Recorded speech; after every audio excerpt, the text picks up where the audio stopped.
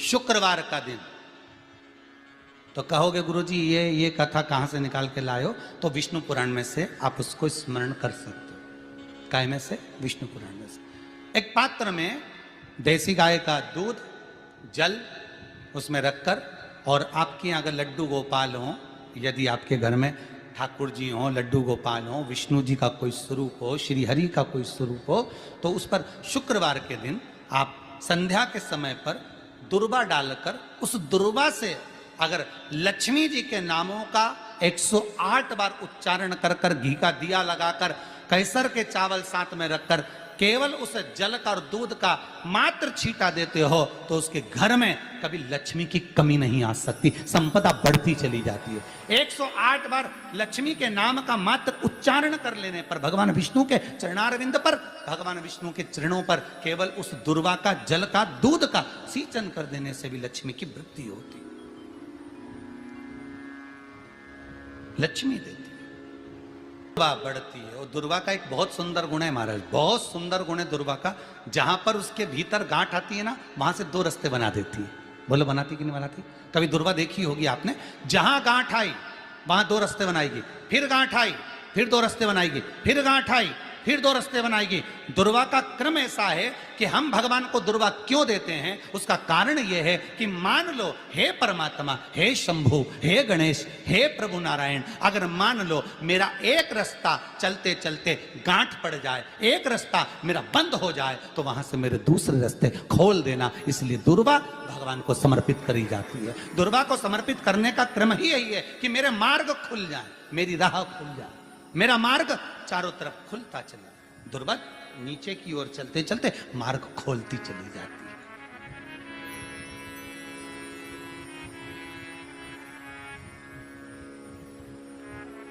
अमृत है ये, इसलिए नष्ट नहीं होती।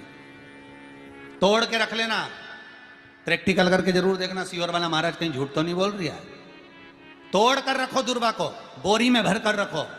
4 साल, 6 महीने, 8 महीने बाद सूख जाए, बेकार हो जाए, उसके बाद भी उसको खेत में, बगीचे में कहीं ले जाकर पटक देना, 8-15 दिन पानी देना, देखो फिर वापस वही हरि की हरि होना, वही कहीं ना कहीं से स्फुटित होते फिर आगे बढ़ना चालू कर देगी। उसका तत्व है अमृत,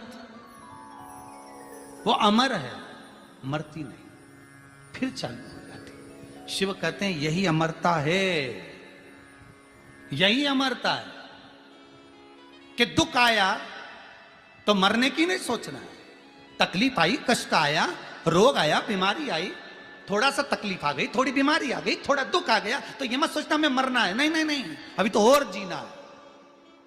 तो किस लिए जीना है? कोई कहेगा इसको कहीं आसक्तियां होंगी, घर की, परिवार की, कुटुंब की, कबीले की, इसलिए जीना चाहती है, इसलिए जीना चाहता नहीं। आसक्ति एक रखना कि मैं जीना इसलिए चाहता हूं, मैं और जीना चाहती हूं, इसलिए चाहती हूं कि अब मैं भगवान का भजन करना चाहती हूं। अभी तक मैंने परिवार, कुटुंब, कबीले, संसार के लिए करा, अब जितनी जिंदगी दी उस मालिक ने, अब मैं उसका भजन करूं। दुर्वा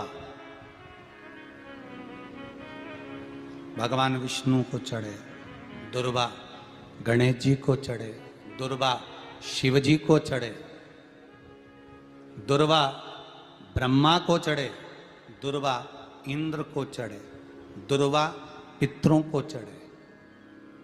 कितना सुंदर कहा है।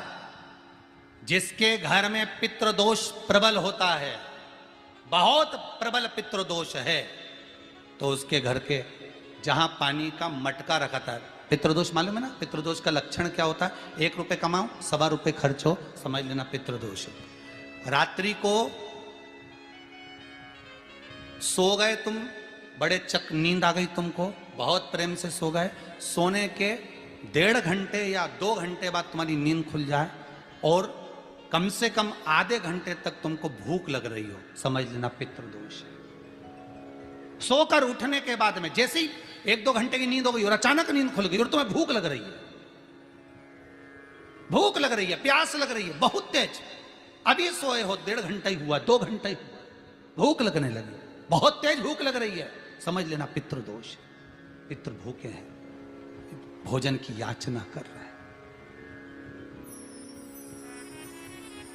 भोजन की याचना। सोने के बाद तत्काल नींद खुले 2 घंटे के बाद, भूख लगे, उसका भी एक समय बताया है महाराज ब्रह्मवर्ता पुराण के अंतर्गत कि रात्रि को सोने के बाद में 1 घंटे की नींद हो जाए और उसके बाद में 2 घंटे के अंदर वापिस नींद खुल जाए और भूख लगने लगे तो समझ लो पितृ भूखे हैं, भोजन मांग रहे, अन्न मांग रहे, पितृ दोष है।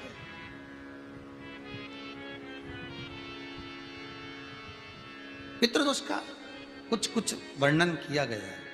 घर में एक पात्र के चक्कर में, एक बेडशीट के चक्कर में, एक सामान के चक्कर में विवाद हो रहा है तो समझ लो पितृदोष है। 1 रुपया कमाया, सवा खर्च हो रहा है, पितृदोष है। घर में एक बीमार, दूसरा फिर बीमार हो गया, तीसरा फिर बीमार हो गया, एक ठीक हुआ, एक बीमार हुआ, पितृदोष है। पितृदोष का भाव, तो उसके लिए करना क्या है? शिव महापुराण की कथा कहती है, सुंदर गणेश जी का चरित्र वर्णन करता है स्कंद पुराण कहती है, विष्णु पुराण कहती है कि दुर्वा 21 दुर्वा की गांठ बनाकर, 7 गांठ 21 दुर्वा की बनाकर जो अपने पितरों का मटका, मटका मतलब परिंडा, हंडा, जो भी पानी का भरते हो, उसके नजदीक में मात्र एक कटोरी में चावल रखकर उसमें अगर दुर्वा रख देता है तो मात्र 5 या 7 दिन में पितृदोष समाप्त होना प्रारंभ हो जाता है। उसके घर में लक्ष्मी की वृद्धि होने लगती है, सुख शांति अपने आप आने लगती है, उसका क्लेश समाप्त हो जाता है। दुर्वा में वो गुण है जो पितृ भी उसका भाग अमृत तत्व प्राप्त करना चाहता, अमृत देना चाहता। और सरल भाषा में समझिए, जिसकी फैक्ट्री नहीं चल रही हो,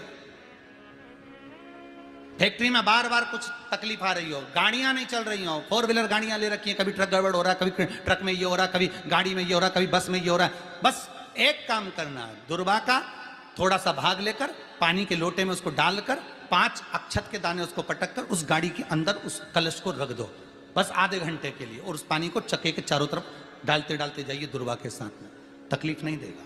फैक्ट्री का भी यही प्रमाण है। दुर्वा में वो अमृत तत्व छुपा है जिसका सुख आनंद दे जाता है, आनंद। शिव पुराण कह रही है महाराज, दुर्वा का एक नाम और है, उसका नाम है अमृत जन्मा। क्या नाम है? अमृत जन्मा। दुर्वा का एक नाम और है। मारवाड़ी लोग इसको ध्रुवी बोलते हैं, ध्रुव बोलते हैं। दुर्वा का वो सुख, शंकर भगवान गौ माता दूध की धार लगाती है, इसलिए दुर्वा का दूध से बड़ा मिलन है, बड़ा आनंद है, बड़ा आनंद, बड़ा सुख है। कोई भी ग्रह अनुकूल नहीं है, सब बेकार चल रहे हो, सब प्रतिकूल चल रहे हो, दूध के पात्र में दुर्वा डाल लो, पीपल के वृक्ष के नीचे चढ़ा कर आओ, राहु केतु शुक्र शनि जो भी गड़बड़ है सब सुधरना चालू हो जाता है। दुर्वा का वो सुख। जिस नदी में स्नान करो, तीर्थ में जाकर उस नदी के पास में कोई बगीचा लगा हो, वहां की दुर्वा को तोड़कर स्नान करते समय नदी में मात्र विसर्जन कर देने पर पितरों को पिंड पहुंच जाता है।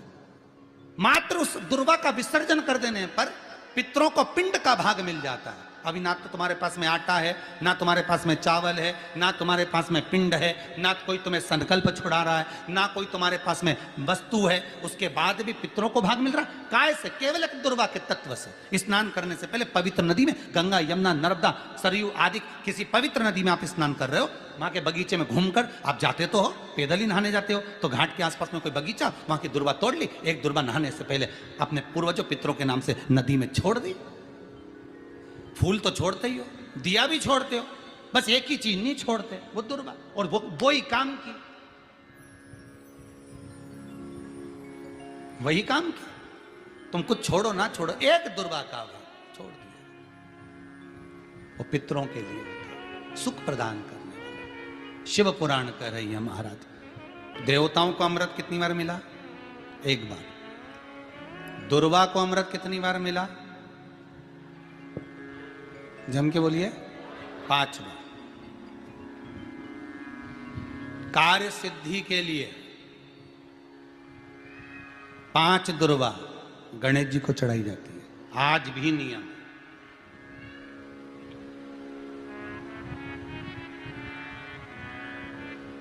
कभी आपको मौका मिला हो और आपने रावण संहिता पढ़ी हो। कौन सी संहिता? रावण संहिता। क्योंकि रावण शिव का उपासक था, भजन करने वाला था। शिव तांडव स्तोत्र आज भी लोग रावण का एक आनंद में पढ़ते। तो शिव का उपासक है रावण, शंकर का उपासक। विद्वान भी था, ज्ञानवान भी था। वो तो देवता के हाथ से मरना था उसको, इसलिए उसने मांगा ही यही था। जो मांगा वो मिला। तो रावण संहिता अगर किसी ने पढ़ी हो तो उसको मालूम होगा, रावण संहिता में 4 तरह के तिलक का महत्व बताया। कितने तिलक? 4। उन 4 तिलक में सर्वश्रेष्ठ तिलक रावण बताता है। एक तिलक सर्वश्रेष्ठ है, वो है दुर्वा। जो दुर्वा होती है, उस दुर्वा को जलाकर उसकी भस्म तैयार कर कर उसमें गाय का श्वेत गाय, कौन सी गाय? सफेद। उस गाय के शरीर पर कोई दाग ना, उसके शरीर पर पूर्ण तरह से श्वेत हो, ना लाल उसमें कोई धब्बा हो, ना काला धब्बा हो, ना कोई कलर हो, बस केवल श्वेत। रावण संहिता में 4 तरह के तिलक का प्रमाण दिया। तो एक तिलक रावण संहिता में वर्णन आया, एक तिलक का जो व्याख्यान वर्णन किया गया, उसमें दुर्वा को जलाकर राख कर कर भस्म बनाकर उसमें गाय का घी, देसी गाय का घी मिलाकर और उसका बिंदी, उसका तिलक मस्तक पर लगाकर या नैनों में सुरमा लगाकर जो व्यक्ति जिस किसी से मिले वो उसका हो जाता। उस दुर्वा में इतना प्रबलता आ जाती है, अमृत तत्व जुड़ा हुआ है दुर्वा के। रावण संहिता में 4 तिलक बताएं, उसमें से सबसे 4 तिलक में अलग अलग एक बेलपत्री की जड़ का तिलक है, एक आंकड़े की जड़ का तिलक है। रावण संहिता में 4 तिलकों का वर्णन है, उसमें मुख्य है सबसे ज्यादा।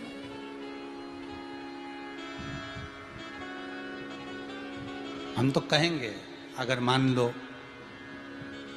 वैसे तो नौकरी करने जाओ, सर्विस करने जाओ तो आंख में काजल लगा कर जा नहीं सकते, नहीं तो लोग ही कह देंगे कहाँ से आया है। मालूम पड़े तुम नौकरी के लिए इंटरव्यू देने जाओ और आंखों में काजल लगा के चले जाओ, तो फिर भी एक प्रयास करना, फिर भी एक प्रयास करना।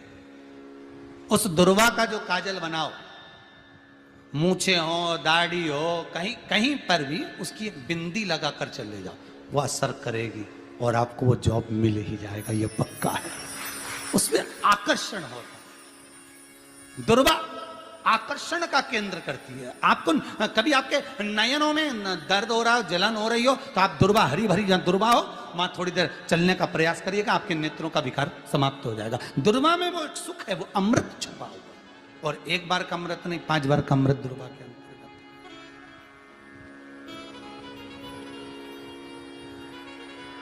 कौन से देवता हैं जिनके ऊपर दुर्वा का जल दूध में मिला हुआ छीटा जाए? श्वेत गाय के।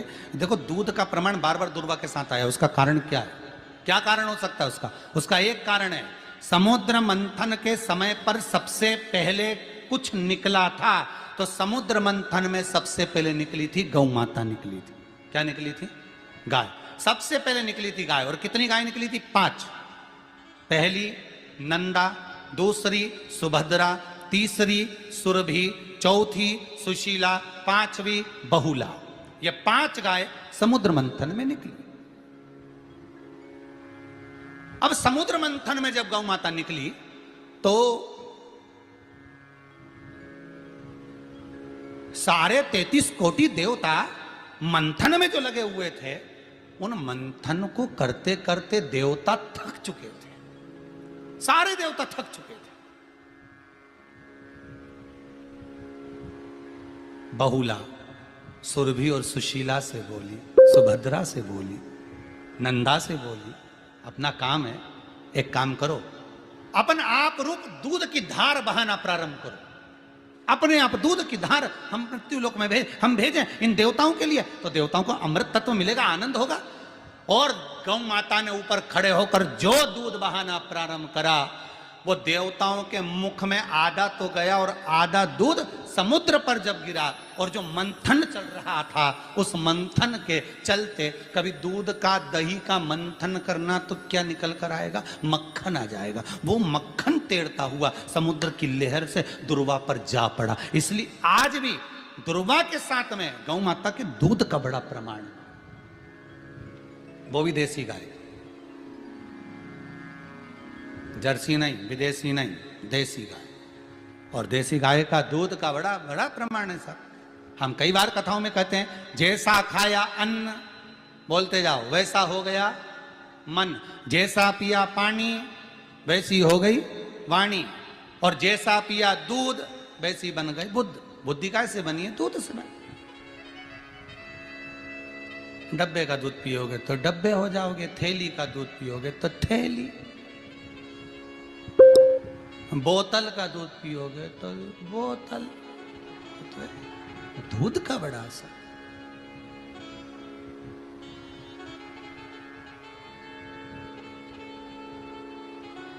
गौ माता के दूध का पान।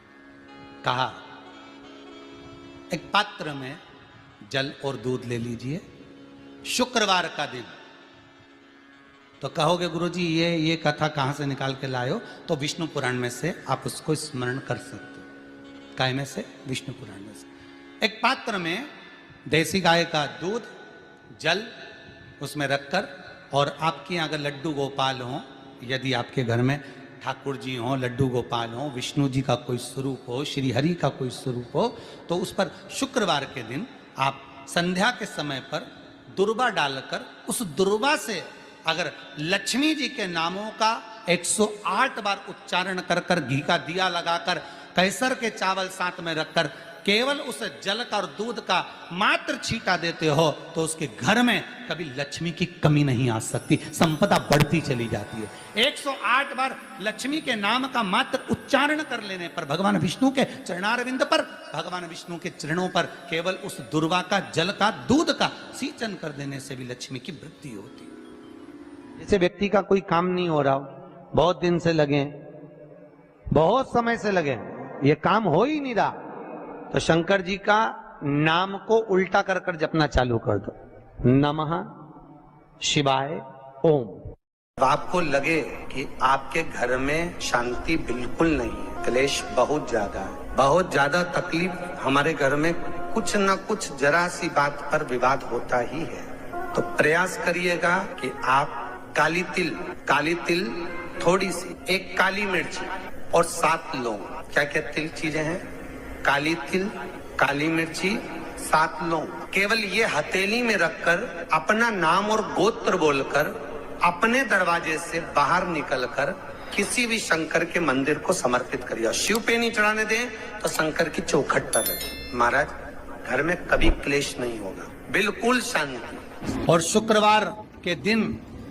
माता लक्ष्मी के लिए अग्नि में आहुति दीजिए। महाराज शाम के समय पर सूर्यास्त के पहले शिव महापुराण की कथा कहती है,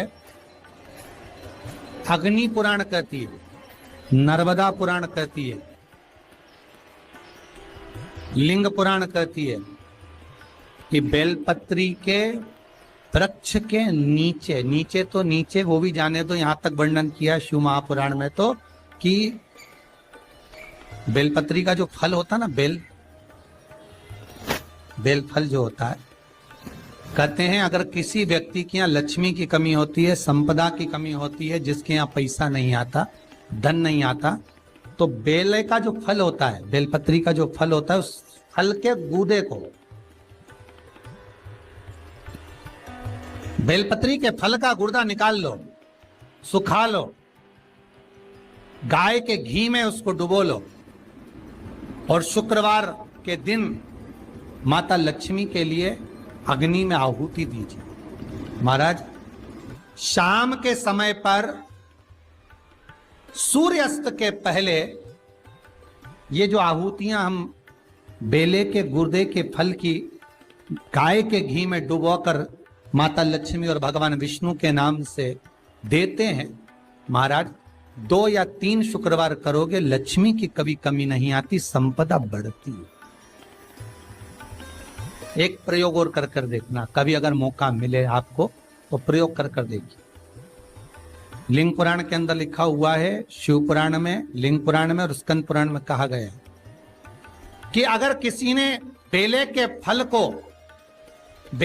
फल का अगर थोड़ा सा भी गुर्दा पाया है, बेले के फल को खाया हो या बेल का रस पिया हो या बेल के फल का जूस पिया हो, अगर वो व्यक्ति का अनायास किसी कारणवश प्राण भी छूट गए हो, तो शिव महापुराण की कथा कहती है कि 27 दिन तक वो बेल के फल का रस उसके नस नस में रहता है, तो उस व्यक्ति को यम नहीं छूते, वो कैलाश पर निवास करता है। मर भी जाता है तो अधोगति में नहीं पड़ता, नरक नहीं भोगता, वो बैकुंठ पद का कामी हो, बैकुंठ का निवासी।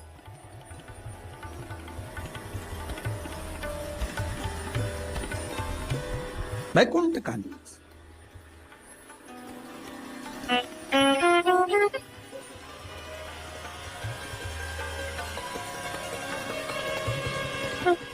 ये जो शिव जी को चढ़ती बेलपत्री हुई, शमी पत्र हुआ, मदार का पुष्प, आंकड़े का जो पुष्प हुआ, ये सब साधारण नहीं है। साथ शंकर का एक एक गुण तत्व ग्रहण करने वाले, शंकर का अनुमोदन करने वाले, शिव को एक एक वस्तु जो चढ़ने वाली साधारण नहीं।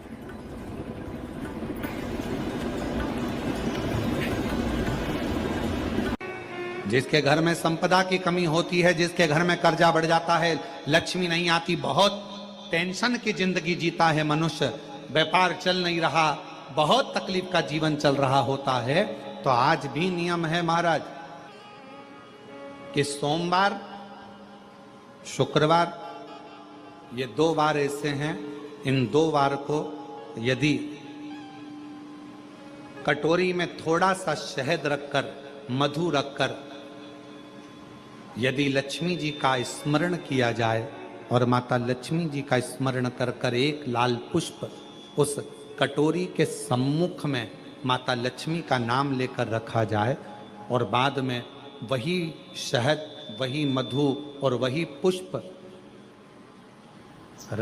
सोमवार का दिन और शुक्रवार के दिन लक्ष्मी का पूजन कर कर, स्मरण कर कर, दूसरे दिन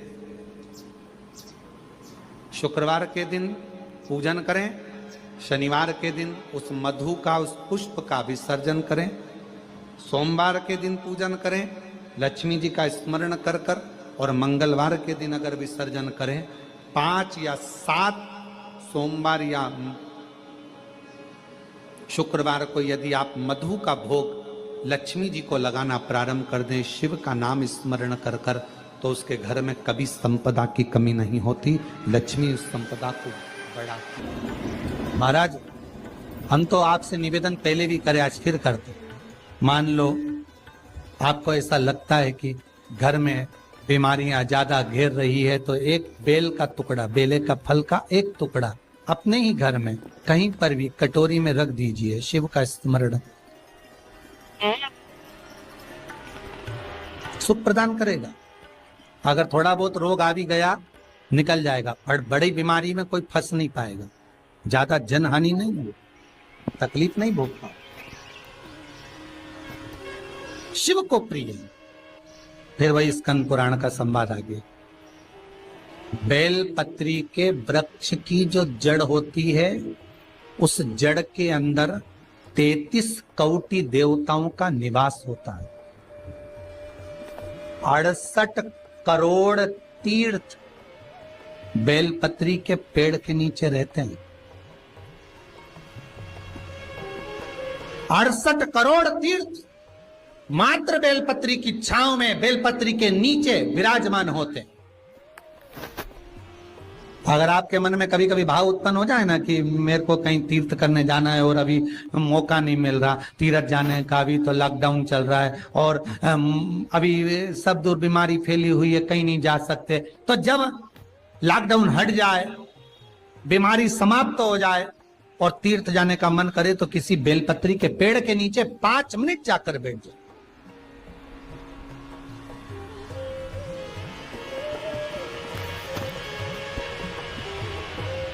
और जप लो, श्री शिवाय नमस्तुभ्यम। जितने बैठे हो टीवी के सामने प्रेम से बोलो, श्री शिवाय नमस्तुभ्यम। जितने टीवी के सामने बैठे और फिर से बोलो, श्री, साथ में बोलो, आगे आगे नहीं, श्री शिवाय नमस्तुभ्यम।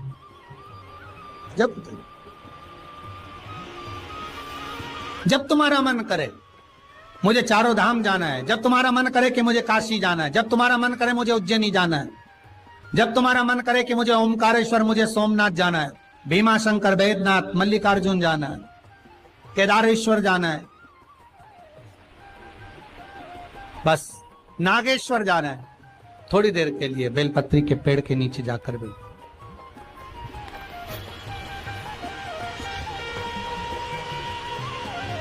68,000 तीर्थ सब बेलपत्री के वृक्ष के नीचे विराजे। जहां पर देवराज के प्राण छूटे वहां बेलपत्री का पौधा है, बेलपत्री का वृक्ष है। हिंदू धर्म में आज भी रीति है, मरने वाले व्यक्ति, अब तो ये कोरोना महामारी में ना गाड़ी में भरे ने लेकर चले गए और जला दिया, पर पहले जो नियम था शास्त्रार्थ के अनुसार, जब कोई व्यक्ति मरता था उसको कंधे पर लेकर जाते थे, तो ले जाने के बाद में बीच राह में एक स्थान ऐसा आता था जहां पर अर्थी को उतारते थे, विश्राम स्थल पर उस अर्थी को उतारा जाता था। और वो केवल विश्राम स्थल ऐसे नहीं होता था, वहां पर बेलपत्री का पौधा होता था, पेड़ होता था, उस बेलपत्री के वृक्ष की छांव उस मुर्दे पर भी पड़ जाती थी तो उसको यम की कैद नहीं भोगना पड़ा, उसको यम की कैद, यम की त्राण नहीं भोगना पड़ा।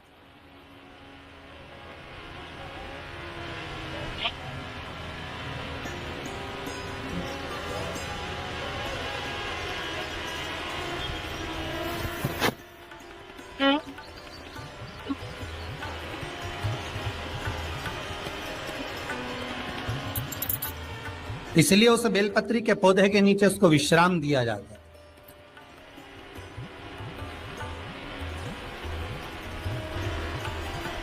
बेलपत्री के पौधे के नीचे उसको विश्रामता दी गई।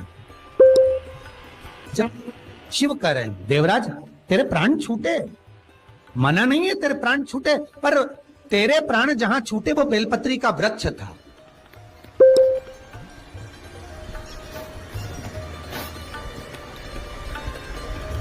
और अब तुझे यहां नहीं रहना है, अब तुझे कैलाश पर रहना है। तो कैलाश पर क्यों?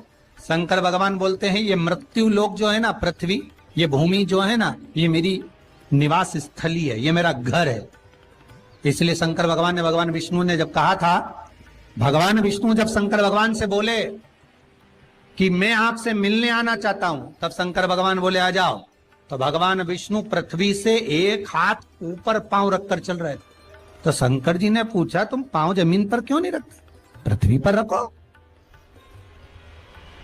शिव जी मैं पांव पृथ्वी पर नहीं रख, क्यों? नहीं नहीं नहीं नहीं, मैं पांव पृथ्वी पर नहीं रख सकता। आखिर क्यों? शंकर भगवान से भगवान विष्णु कहते हैं पूरी पृथ्वी पर छोटे छोटे कंकर नजर आते हैं, हर कंकर में मुझे शंकर नजर आते हैं। जब कंकर में शंकर दिखेगा तो मैं पृथ्वी पर पांव कैसे रख सकता हूं? शिव जी बोले, भाई नारायण भगवान विष्णु से बोले, है नारायण अगर आप इतनी दूरी बनाकर रखेंगे तो फिर हमारे करीब में कौन आएगा? हम चाहते हैं कि आप हमसे मिलकर रहें, हम आपसे एक क्षण की दूरी सहन नहीं कर सकते। आप हमसे चिपक जाएं, लपट जाएं, आप हमसे रम जाएं, हम आप में रम जाएं।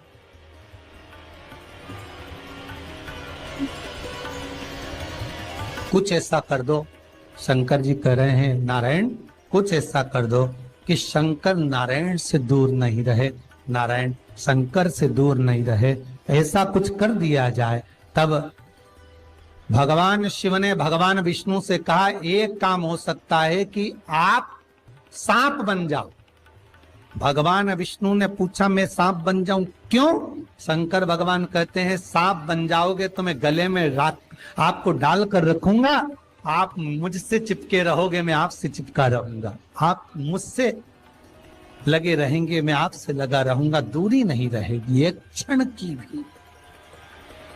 और भगवान विष्णु सर्प बन गए, भगवान विष्णु सांप बन गए। सांप बने भगवान शंकर ने, भगवान विष्णु जब सर्प बने और सर्प बनकर भगवान शंकर ने अपने गले में भगवान विष्णु को धारण कर लिया। आज भी शंकर भगवान के गले में जो सांप पड़ा हुआ है, वो सांप केवल सर्प नहीं है, वो भगवान विष्णु का ही एक अवतार।